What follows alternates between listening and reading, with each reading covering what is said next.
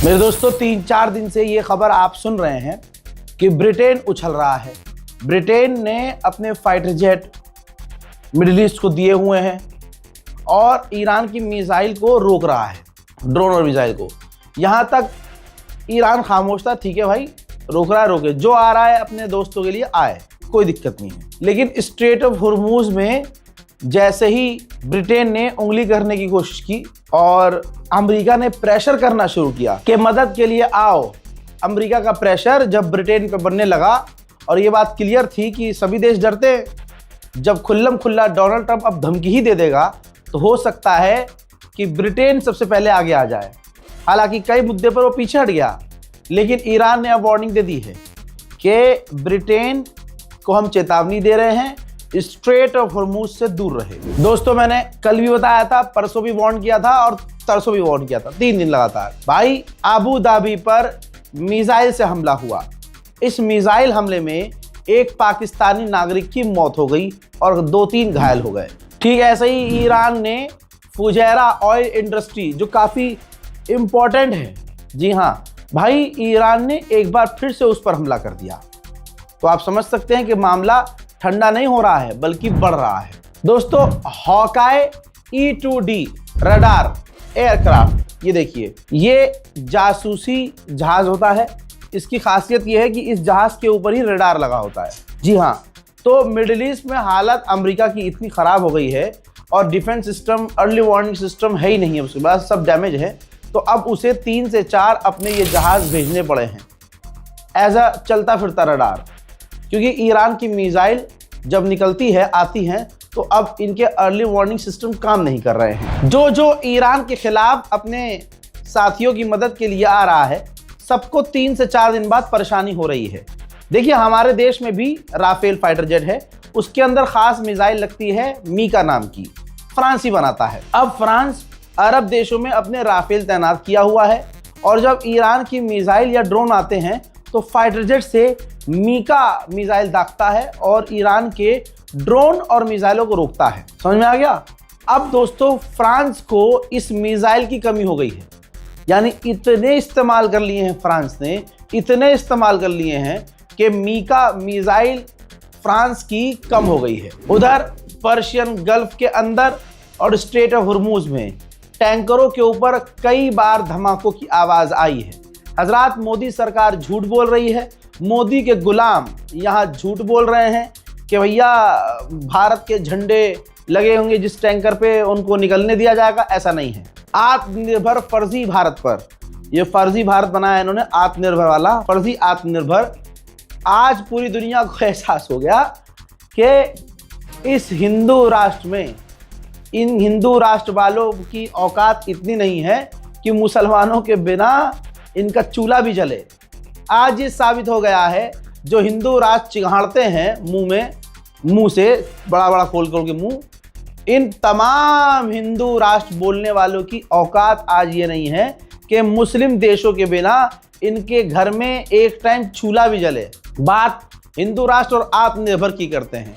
दोस्तों यकीन जानिए, ईरान के एम्बेसडर से 10 बार मुलाकात है और ईरान के सुप्रीम लीडर के जो स्पोक पर्सन है यहाँ, ठीक है, उनके एडवाइज़र हैं यहाँ, भाई उन्होंने मीडिया के सामने 10 मरतबा कह दिया और गवर्नमेंट का नाम नहीं लिया है। उन्होंने कहा है कि भारत के लोगों ने मोहब्बत दिखाई, इस वजह से हमने उनसे, अपनी गवर्नमेंट से रिक्वेस्ट की कि टैंकर 1-2 आने दिया जाए, क्योंकि भारत के लोगों ने खामनाई की शहादत में पूरी तरह से ईरान का दर्द समझा।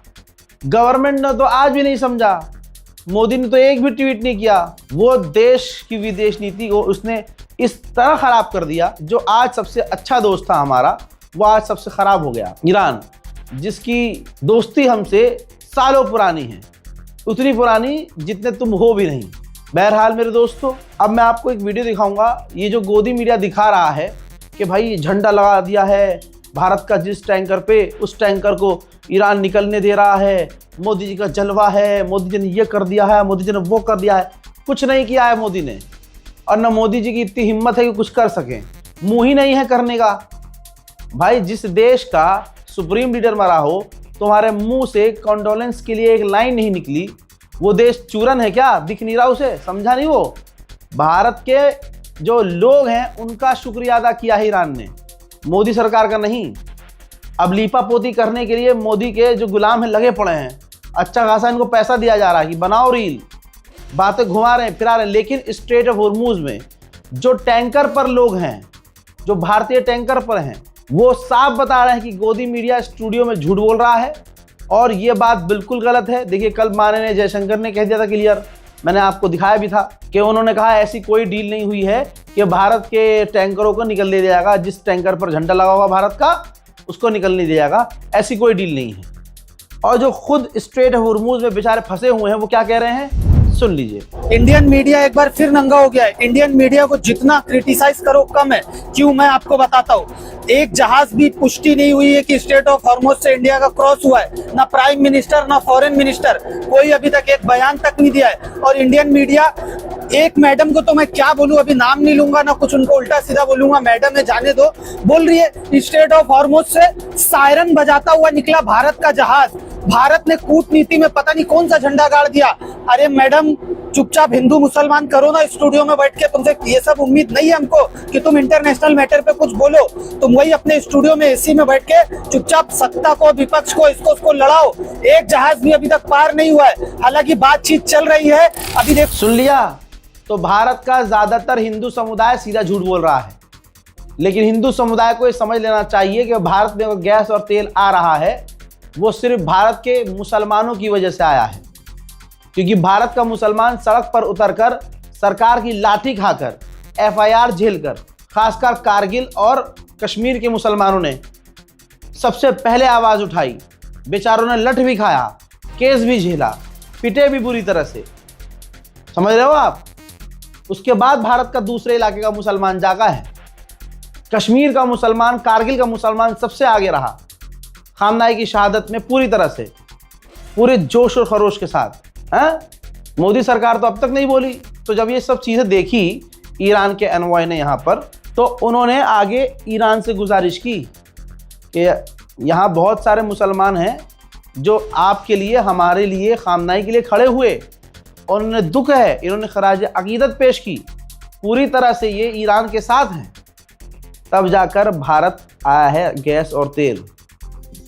अब जो बड़ा उछलते हैं हिंदू राष्ट्र के लिए, जितने भी हिंदू राष्ट्र वाले हैं, माँ का दूध पिया है तो सिलेंडर और गैस लेना बंद करो, पेट्रोल डीजल लेना बंद कर दो।